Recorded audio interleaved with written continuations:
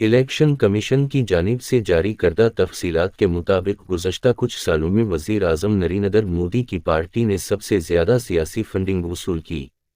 بھارتی election commission کی جانب سے حال ہی میں سیاسی فنڈنگ کے حوالے سے تفصیلات جاری کی گئی ہیں، جن میں سامنے آیا ہے کہ گزشتہ کچھ سالوں میں لاٹری کنگ کہلانے والے سینٹیاگو مارٹن، جن کو فراڈ اور منی لانڈرنگ کے الزامات کا سامنا ہے، اور ان کی کمپنی نے ملک میں سب سے زیادہ سیاسی چندہ دیا، جن کے مطابق مارٹن کی future gaming and hotel services نامی کمپنی کی جانب سے 2019 سے 2024 کے دوران 13.68 ارب روپے یعنی $165 ملین سیاسی فنڈنگ قیمت میں خرچ کیے گئے۔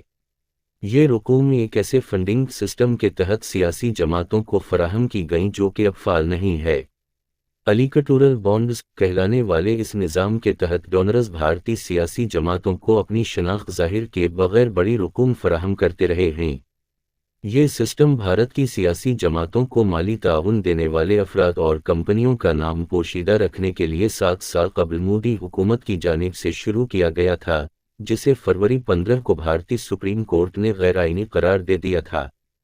تاہم سپریم کورٹ نے اس فیصلے میں کہیں اس رائے کا اظہار نہیں کیا تھا کہ اس نظام کے تحت کی جانے والی فنڈنگ غلط ہے۔ ساتھ ہی عدالت عظمی نے الیکشن کمیشن کو یہ ہدایت دی تھی۔ سینٹیاگو مارٹن کی فیوچر گیمنگ کمپنی کی جانب سے 2019 اور 2024 کے درمیان سیاسی جماعتوں کو دی جانے والی رقوم ملک کے دوسرے سب سے بڑے سیاسی عطیہ کنندہ کی جانب سے دیے گئے فنڈز سے 40% زیادہ تھی۔ خبر رساں ادارے رائٹرز نے فیوچر گیمنگ سے اس بارے میں اس کا موقف لینے کے لیے رابطہ کیا تھا، لیکن اس کمپنی جانب سے کوئی جواب موصول نہیں ہوا۔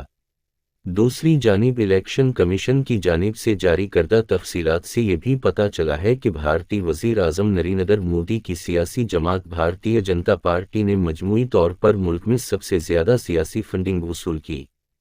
تاہم اس ڈیٹا میں یہ بات واضح نہیں کی گئی ہے کہ کس عطیہ کنندہ نے کس پارٹی کو فنڈنگ دی۔